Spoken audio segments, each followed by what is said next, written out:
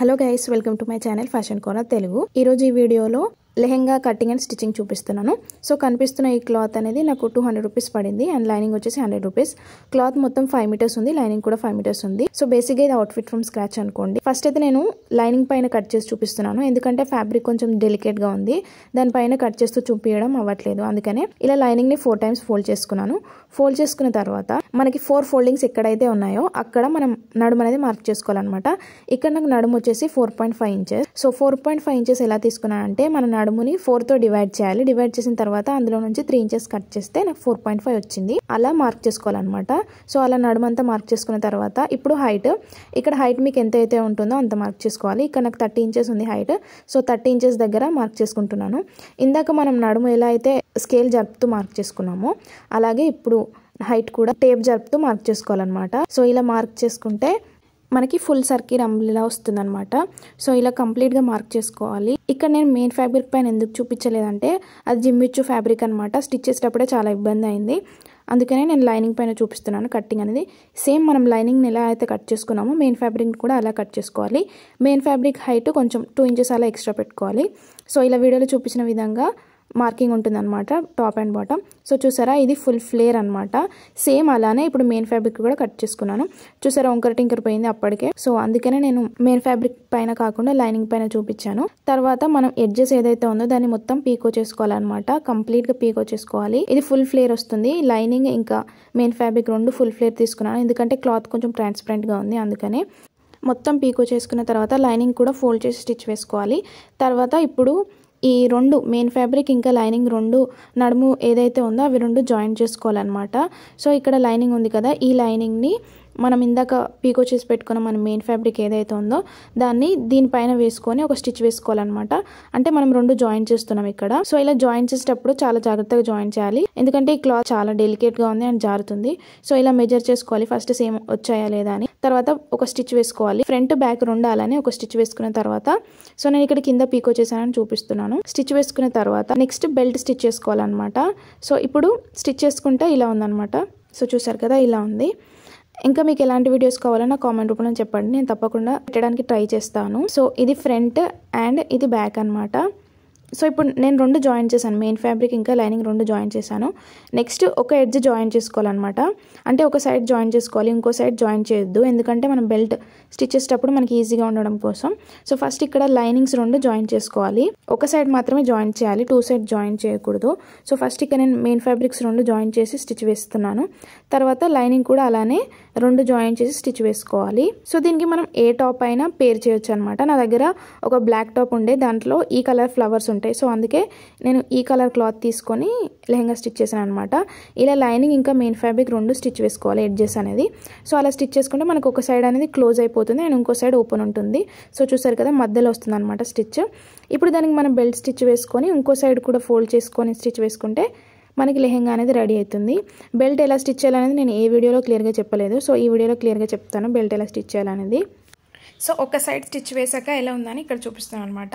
So ఇలా మధ్యలో వస్తుంది అనమాట స్టిచ్ అనేది. ఇంకో సైడ్ మనం స్టిచ్ వేసుకోవద్దు, ఎందుకంటే బెల్ట్ వేయడం ఈజీ అవుతుంది.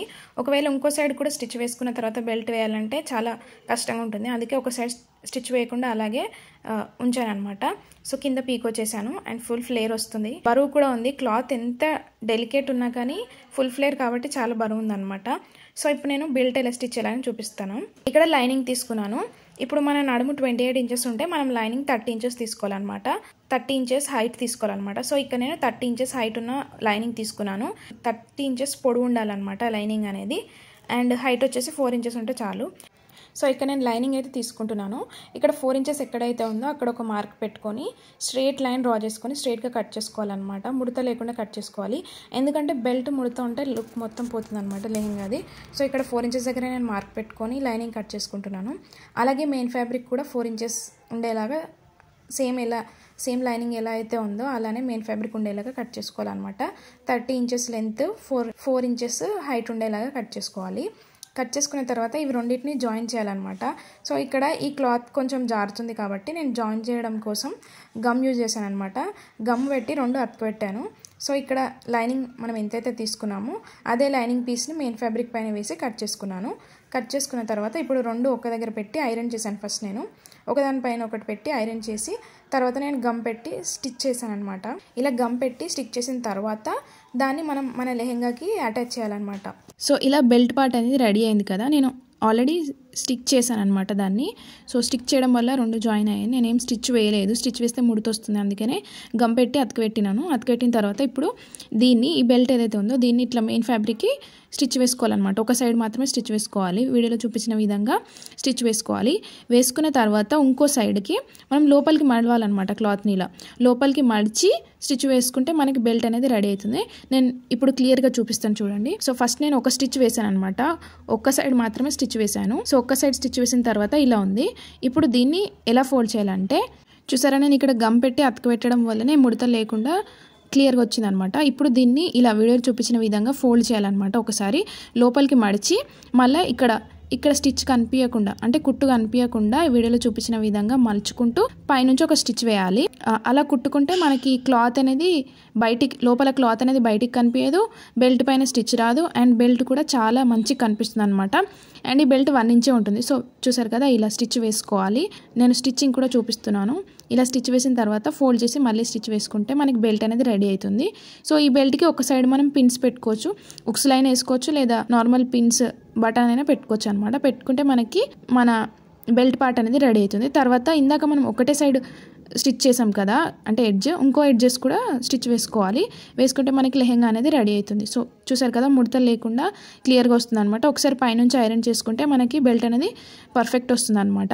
తర్వాత ఎడ్జెస్ రెండు మనం కుట్టుకుంటే మనకి లెహెంగా అనేది రెడీ అవుతుంది అనమాట. సో ఈ లెహెంగా మీకు నచ్చిందని అనుకుంటున్నాను. నచ్చితే తప్పకుండా లైక్ చేయండి, షేర్ చేయండి, సబ్స్క్రైబ్ చేయండి. సో ఇది ఫైనల్ లుక్ అనమాట.